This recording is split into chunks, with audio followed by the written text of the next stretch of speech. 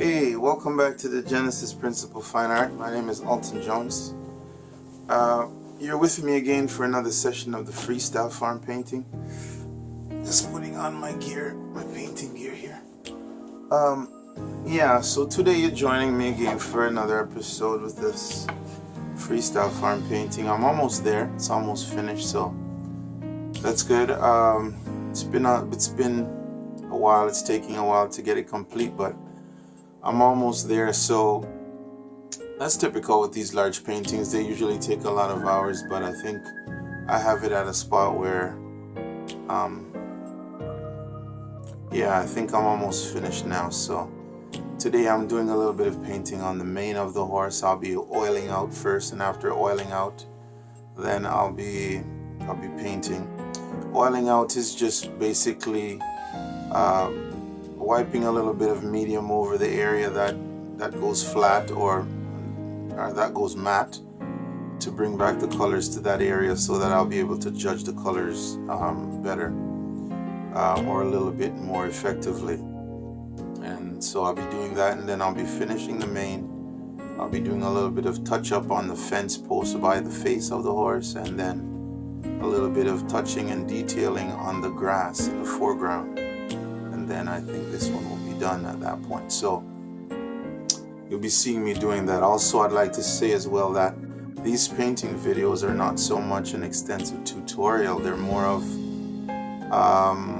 just a way to be a part of the narrative and to inspire people like me to exhibit their work or to be a part of the painting culture, and not to be discouraged from being a part of that.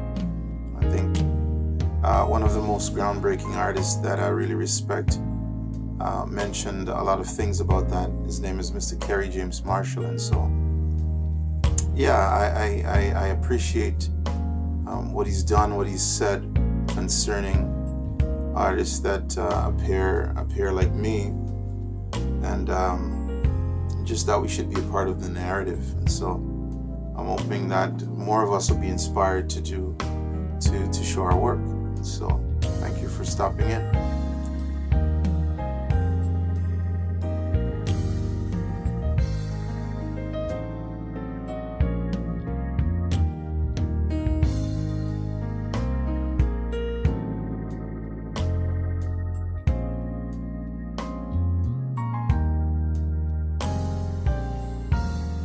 Okay, so at this point, sorry you can't get to see what I'm doing on the paint palette, but all I'm doing is mixing.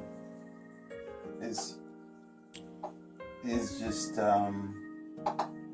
spreading out a little bit of liquid original, and I'm using one of my softer blender brushes to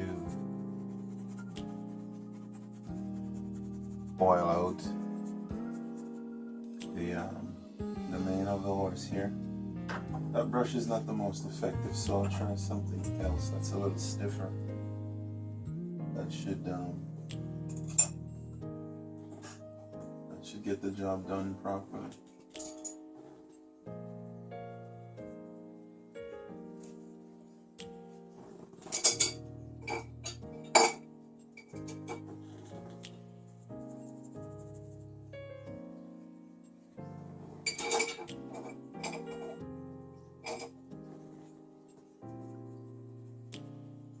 I don't have much to oil out.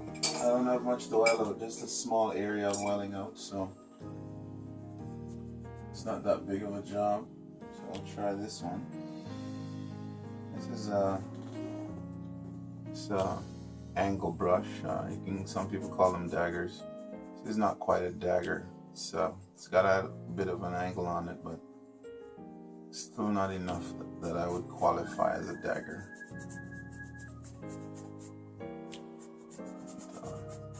Before you get into oiling out, you got to make sure that your paint is actually pretty dry before you attempt to do this.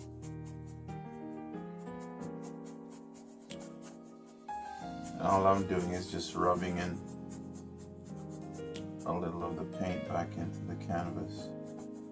And I just happen to notice bit of a problem here. I have a dried in brush hair that's been dried into the canvas, so I'm gonna have to try to figure out how to get rid of that.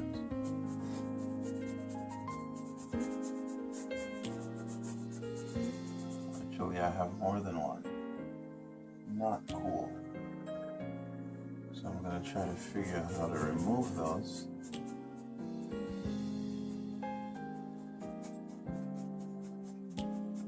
So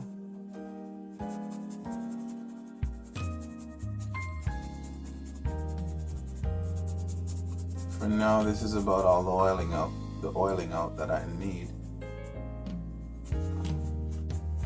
And you can always test.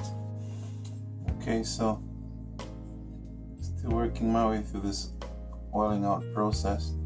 I just the camera just cut off, but I was removing a brush hair, which is actually about 3 of them. I just remove them, or remove the most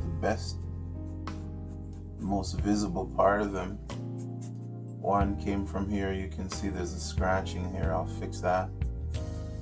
And that's a part of the process. Sometimes you get brush hairs. There's nothing you can do about that.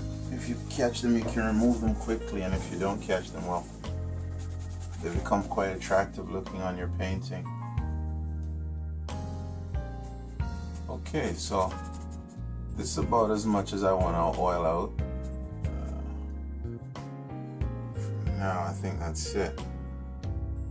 Now I'll get going on doing some painting on the mane of the horse to finish that up. I think I'll put a little bit more color back inside here just to kind of even out the scratches where I remove the brush hairs. So I'll be mixing up some color there. I think I'm going to be mixing up some color for here, for the neck area of the horse, and I'll be mixing some dioxazine purple, Van Dyke brown, alizarin crimson, or alizarin crimson, dioxazine purple, and a bit of Van Dyke brown, and possibly some lamp black.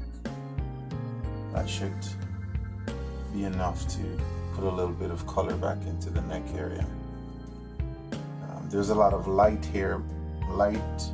shining in this area, but I think I'm going to avoid a lot of that. I don't want that.